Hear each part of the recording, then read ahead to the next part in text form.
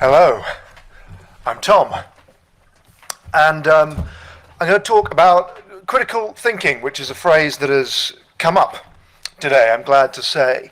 My publishers pressed a copy of my book into my hand, so I can wave it at you. I've written a book called Critical Thinking. I believe there's a few copies over there, which will be given away afterwards. How incredibly enticing.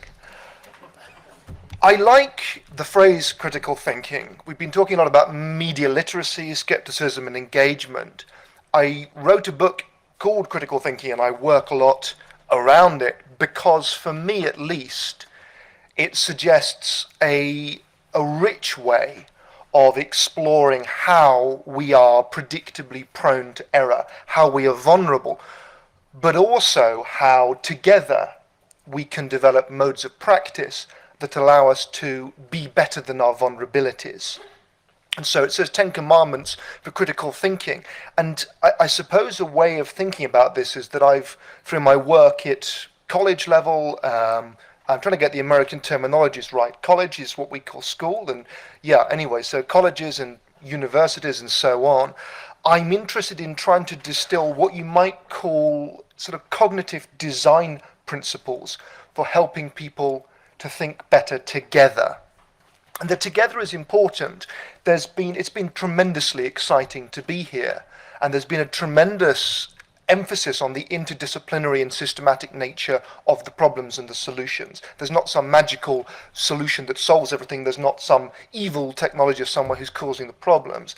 These are symptomatic, these are emergent problems. And so I think it's quite exciting to frame positives in terms of modes of practice, principles for design, and I'm interested in framing the cognitive context. So please think of this as a kind of distillation for me of the cognitive context of the good things we're trying to help people do, and in relationship to that, the good things that we believe people are capable of under the right circumstances, under the right incentives, through the right relationships. And you cannot afford in this game to give up before you've started. Cynicism is the seduction, skepticism is the solution, if you will. You can tell I'm a philosopher because I have very simple slides but very long things to say about them. I just think saying slow down at the start is hugely important for the very basic reason that unless we slow down, the moment we are collectively and individually in an area we don't have valid expertise around, we fall into error of various kinds because we go with our gut. We go with heuristics, we go with shortcuts, we go with what is most immediately available to us. And that is hugely problematic most of the time. There's all sorts of things one can say about this, but given that I've got 10 minutes, I'm going to move straight on to number 2, which is this related idea of the importance of conserving mental energy.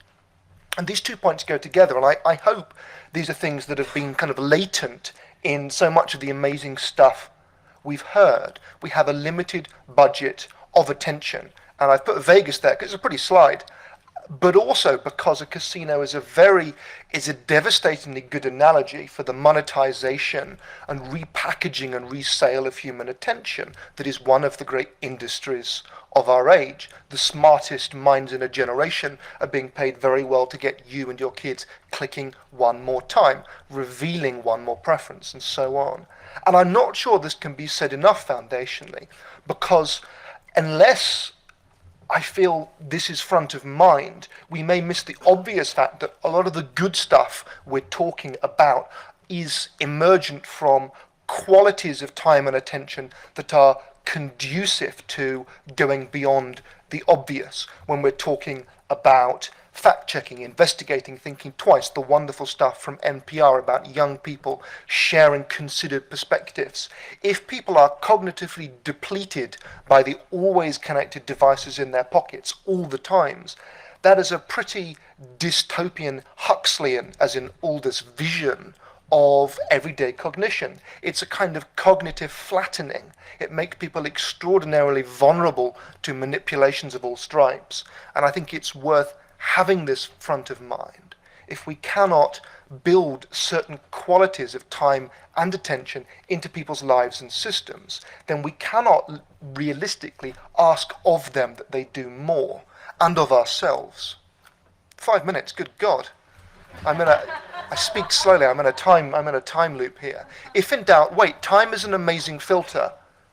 Again, we lose track of this. We confuse urgency with rapidity. We're encouraged to do this. There's a structural recency bias embodied in our technology, and yet time is an amazing filter. We see so much noise rather than signal. This is a sort of the besetting problem, I think, in that we are discouraged on all kinds of structural levels from waiting. And it may mean that we, the good people, get terribly excited about 15 things when we ought to be focusing on one or two that have a time span of years rather than minutes. Know your limits. There's a man there. Knowing your limits is the most basic and powerful thing, I think, cognitively. Not getting in the habit of saying, I don't know, what do you think? That is the beginning of learning. And we're terrible at it, and experts are doubly awful because we can do an impression of a confident person. Becoming comfortable with your own limitations, with that phrase, I don't know, what do you think, what is out there, that is at the root of robustness. Beware sunk costs. F-35 there, 1.5 trillion lifetime costs, plenty of sunk costs, snares for the brain. You put effort into something, and you become shackled to it emotionally. Being able to let go. This is my kind of whistle-stop tour of 10 cognitive points. Our inability to let go of stuff that we've put a lot of energy into can be a huge obstacle to focusing upon things that will have the most impact on productivity. Just a kind of general lifetime tip. These are kind of life hacks, I guess, with sort of academic pretensions. What you see is never all there is. I'm kind of stealing this from Danny Kahneman. It's very obvious and very difficult. I love the famous story about planes in the Second World War because it's true that planes were coming back and they looked at them and said, where should we armor our planes to stop them being shot down? And they said, well, they're full of holes here and here, so this is where we're going to put some armor. At about that point, my grandfather was shot down and put in a prisoner of war camp. And then just afterwards, someone said, no, we need to armor them where there are no holes at all. Because these are the places that if you're shot even once, you never make it back. We are often blind to the failures that are the definition of whether something lives or dies, whether something succeeds or fails. To surface the invisible failures is, I think, one of the great cognitive and research tasks, to not just look at the handful of lucky survivors. And it's extraordinarily difficult. Recency and relevance. I put this slide in because the famous stat that 90% of the world's data was created in the last 2 years, this is not only true, it has been true every year for the last 30 years. And I think this is just an absolutely shocking piece of information when we get excited about big data, because what it means in part is that every time we come up with a sort of data-rich analysis of what is going on in the world, you go back about 10 years and you've basically got no data.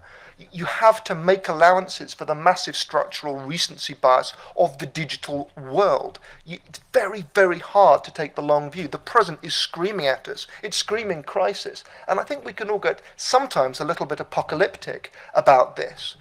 And this leads me rapidly to this very basic point. I get a bit obsessed with Popper, Karl Popper, because he was a good guy. But also because he made the fundamental point that there is a deep asymmetry between confirmation and a refutation. We can endlessly confirm something we would like to be true, whether it's that the Earth is flat, the moon landings didn't happen, or that Alex Jones is a great person. And our knowledge will never possess certainty. But if we can refute something, we do have certainty by abandoning a false view. And this is a very easy thing to say and a very hard thing to do. And in order to do it, we need to pick our own frames of reference. We need to be able to recontextualize things. We've seen this brilliantly illustrated in the videos, the photographs, the evidence I've been frantically tweeting about. And yet the point about frames, the fundamental point, is that if we act fast, we're only ever reacting to the framing someone gives us. And so this is the final point. Every option can be wrong. In fact, it almost always is. The drop-down menu is the kind of evil emblem of this in our lives. Every option is often wrong. And the best option is almost never on display. You know, you've got to write the menu from scratch, so to speak. And I think this is a very difficult thing to pursue, but a very worthwhile one. So I'm going to stick this quote from Jonathan Swift up, famously Irish and cynical, because I say all this stuff, we do all this stuff, and yet we sort of know that taking the fact check to the enemy won't change minds.